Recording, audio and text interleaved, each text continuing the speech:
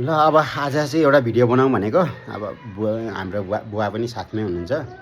बासँग एउटा यसो राजनीतिक कुरा पनि गरौँ भनेर, मलाई अलिकति राजनीतिमा पनि चासो भएको भएर अब हाम्रो बाको पनि धारणा के रहेछ बुझौँ भनेर। बा अब बा पहिला कुन पार्टीको अरे? म पहिला पञ्चायती कालमा पञ्चायती रापरको पार्टी हो। अनि अब अहिले चाहिँ के रापरपामै भोट हाल्ने कि केमा भोट हाल्ने? अहिले चाहिँ म रविको पार्टीमा भोट हाल्नु भन्ने विचार गरेको छु। अहिले रविले पनि केही गरेन भने म रापरपामै फर्किने हो। अनि रापरपाले चाहिँ के गरे त नि? रापरपाले अहिलेसम्म बाले भोट हालेको रापरपाले गर्थे नि, तर माओवादी आएर डम्बा डोल गरिदियो कि। कहाँ माओवादी त छैन नि अहिले। नि माओवादी त हराइहाल्यो नि, त्यो डमडुम गरेको मात्रै हो।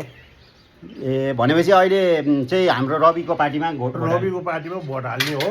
रविले केही गर्छ कि रविले गरेन भने फेरि त्यही पुरानै घरमा फर्किने? पुरानै घरमा फर्किने हो म त। भनेपछि रविले त यसपालि जसरी पनि गर्नै पर्यो नि त। गर्नु पर्यो, गरेन भने त फेरि उयो हो, रापरमा पनि जाने हो म त। ए भनेपछि हाम्रो घरबाट कतिवटा भोट जान्छ त बा? जान्छ नि 5-7वटा भोट। अनि समानुपातिकमा पनि सबै घन्टीमै हाल्ने हो नि? घन्टीमै हाल्ने हो।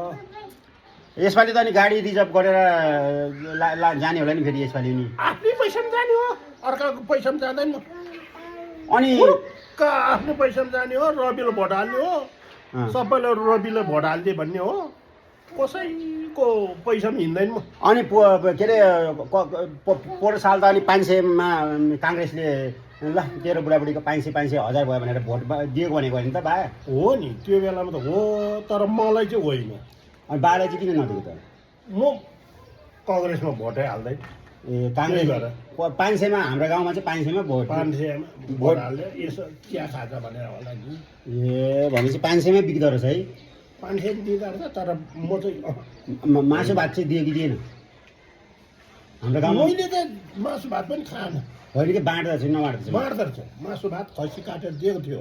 ए त्यो काङ्ग्रेसले जित्यो है? काङ्ग्रेसले त्यही बेला जित्यो। अनि अब यसपालि नि मासु भात खानु, पैसा लिनु, तर भोट चाहिँ घन्टीमा हाल्नु के? म खाँदैन मासु भात पनि नखाने, भोट पनि कङ्ग्रेसले नदिने। अनि पैसा दिँदा पनि नलिने? ठ्याक लिने हो कि लिने के त्यसको त्यो भ्रष्टाचार गरेकै पैसा हो कि बढी धेर भएर दिएको हो कि? मलाई त्यो पैसा चाहिँदैन, मेरो दुःख गरेर खान्छ।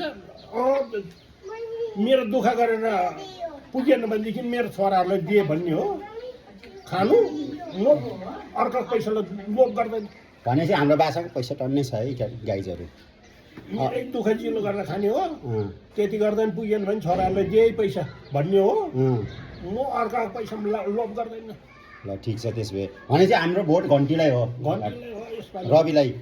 अनि बा त्यो अस्ति त्यो रवि लामिछानेलाई थुन्यो नि त्यो काङ्ग्रेस एमाले, त्यसमा चाहिँ के भन्नु चाहनुहुन्छ त? तिनीहरूले गल्ती गर्यो, त्यति हो। ए रवि लामिछानेलाई थुनेर गल्ती गरे? गल्ती गर्यो, साह्रै गल्ती गर्यो। भनेपछि अब यसपालि त एमाले काङ्ग्रेस पत्ता साफ हुन्छ? पत्ता साफ नहोला, काहीँ आउँला, तर गल्ती ठुलै गल्ती गर्यो तिनीहरूले। ठुलै गल्ती गरे है? ठुलो गल्ती गर्यो। अब यसपालि सजाय दिने हो त्यसलाई, तिनीहरूलाई होइन बा? सजाय दिने हो कि?